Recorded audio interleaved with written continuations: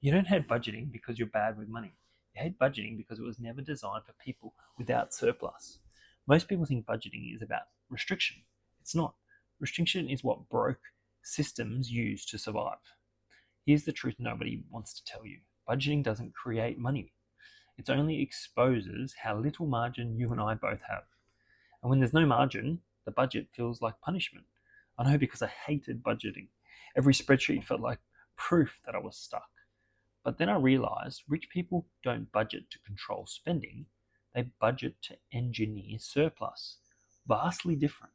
And once you understand that, budgeting stops you feeling like you're sacrificing and starts feeling like you have a strategy, a plan, a design for your money.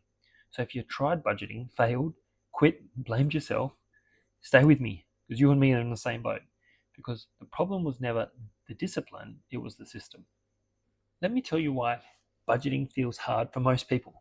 It's not because they lack discipline, it's not because they're irresponsible, and it's definitely not because you just need to track harder.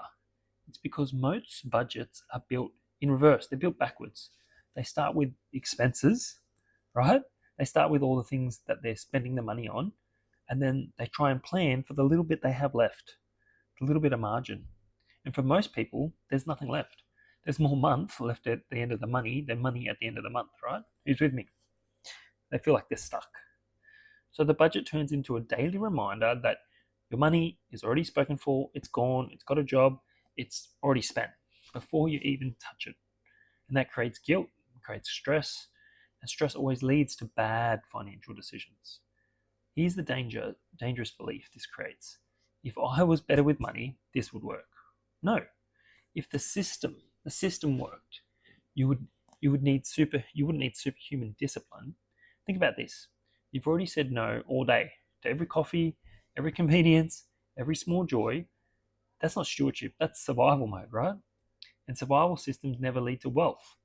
This is why budgeting people quit budgeting after a week, 2 weeks, a month. Not because they're weak, not because their willpower runs out, but it's too stressful, it's too hard. And rich people know that. So they flip the script. They don't win with money by trying harder, they win by designing better systems. And once you understand that significant shift, that framework, budgeting stops feeling like control and starts giving you clarity and gives you focus. Think about it. When you start driving a vehicle, there's all these rules that you have to focus on, right? You've got to focus on pulling out, you've got to accelerate, you've got to brake, you have a seatbelt on, you've got to check your mirror, put your blinker on. And if that's what you're focusing on, you're driving like a maniac. Oh, not a maniac, but you're learning, right? When you're on your L's. But when you start realizing that's not the goal, when you start focusing on the destination, you can make so much. When those skills become second nature, so much easier to drive. It's the same with your money. Okay, let's make this real. There was a season in my life when budgeting was hard work because earning money wasn't an option for me. After my injury, I broke my neck. I was in hospital. I was on a pension, a fixed income, no overtime, no side hustle. I was just struggling to get out of bed. So every dollar had had a task, had a job. Every dollar had an assignment. And before it even hit my account. So all the usual advice didn't help me. Just track everything. Be more disciplined. Cut your expenses. I wasn't being reckless. I wasn't overspending. I was limited. Limitation teaches you fast. When it's a fixed income, systems matter more than effort. I learned this the hard way. Tracking didn't create the margin that I thought it would. Sacrifice didn't create peace. And the guilt that was in my mind didn't help me grow. All this was a reminder how tight everything already was, which I already knew. And then it clicked. If instead of increasing my income, instead of increasing the sacrifices that I had to make, what else could I click?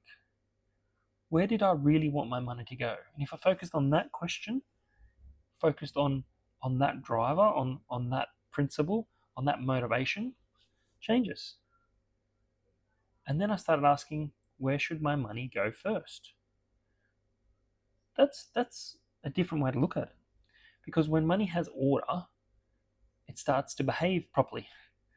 Once I built a system that worked on my pension, then it worked better when I started earning money, had an income, when my income slowly increased. And that's when budgeting stopped being an emotional, week in, I'd do it, week out, I wouldn't do it, and started being mechanical. Not about willpower, not about sacrifice, but by design, but on purpose. Once I understood that the system mattered more than the effort, the question became simple. How do I create surplus when I have a limited income, a fixed range of a budget? And I think that's most people. Most people think, how do I create a surplus in this limited space that I have? And eventually it can, but surplus starts with order, not income. You don't need more income. Here's the principle. Surplus is not what you save at the end. Surplus is what you design at the beginning. Can I say that again? Surplus is not what you save at the end. It's what you design at the beginning. So instead of starting with expenses, I flip the process. Okay? Ready? Number one. Okay. Define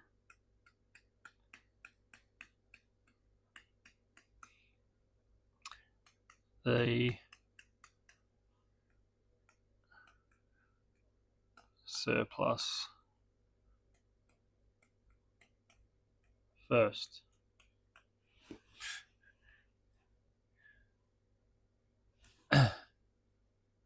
Even if it's small, design it. Even if it feels insignificant, design it. Do it on purpose. Because surplus isn't about the amount, it's about the habit. $5 done consistently, week in, week out, year in, year out, beats $500 done once every random time. It's not the finance, it's the wisdom, it's the discipline, it's the habit. Okay. The second part is to cut costs without cutting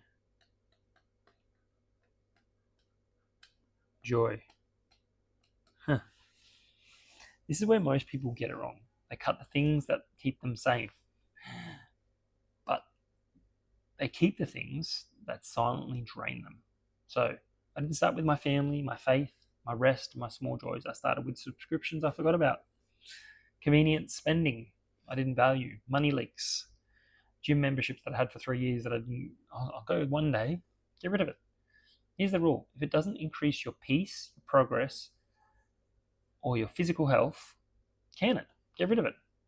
It can be eliminated. That's not you lacking, it's alignment.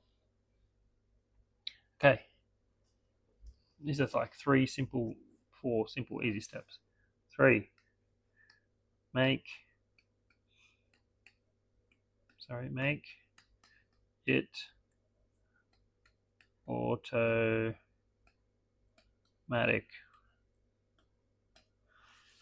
Right? Because when it's left to willpower, you and me, when it's left to me thinking about it, will I put that $100 in that savings account? Or will I spend it? If it's automatic, I don't have to think about it. If I do it before I pay my bills, before I spent anything, before I lived, I paid the surplus, I put it in a different account, I named it, it's on purpose for a reason, I don't have to think about it. The different account, different purpose, different rules. And once it happened, it's gone. Stop thinking about it. Stop trying to save. It's just happened. That's design. It's not willpower anymore. Okay, number 4. Stop tracking every dollar. This part surprises most people. I didn't even realize it myself. But when you start tracking every dollar, you're obsessed. You're obsessing over pennies and focused on distraction and instead of focusing on direction. Progress beats perfection every single day, right? We so focus on progress, perfection, and it paralyzes us. And this is what budgeting stops. It feels like punishment because you're not focusing on the power that it is. Because now the budget wasn't asking me to suffer. Sorry, sometimes I feel like the budget is asking me to suffer, but really we need to focus on asking it to help us build. Okay, and then the last one is we need to capture the surplus. Creating surplus is one step, but the mistake most people make is they create the surplus, they create the margin, and they lose it because the money isn't being captured. Well, if it's not being captured, it will disappear. Create a separate account, name it something different. I've got fighting financial fails. I've got a splurge. We've got daily spending. We've got investing. Have accounts and put it in there on purpose for a reason, because you put it in there and then you give it an assignment, give it a project, and then start investing it to make it grow over time. Then start thinking, how does this seed, what can I plant this seed in that's going to grow and produce more fruit after itself? What does a seed do? If I plant an apple seed, it's not going to produce oranges. If I plant an orange seed, it's not going to produce bananas. No, it's going to produce after its own kind. So I want to plant the money seed into an investment that's going to produce money fruit back from it time and time and time again. That's what you need to be looking for. That's what you need to start learning how to do. Money behaves best when it's told where to go before emotions get involved. So separate your money. Just change everything. Not spreadsheets, not apps, but literally accounts. As I said before, fighting financial fires, daily spending, splurge. Have a splurge account. Put money in there. Separate your money. This change everything. Not spreadsheets, not apps, but separation. Stop letting your money all sit in one account. As I said before, fighting financial fires, daily spending, bills, investing, splurge. Have a splurge account. Intentionally put money in there to splurge. Not millions of dollars, but $50 every month, $100 every month. Put the money in there. You go. We've budgeted. We've put some money aside so we can enjoy ourselves. Do it on purpose. As I said before, automate it. Don't trust your motivation. Remove yourself, remove your emotions out of it and make it automated. No decision, no debate, just no discipline, because it just doesn't, it happens automatically. Design the flow. This is where peace shows up. Bills get paid on time.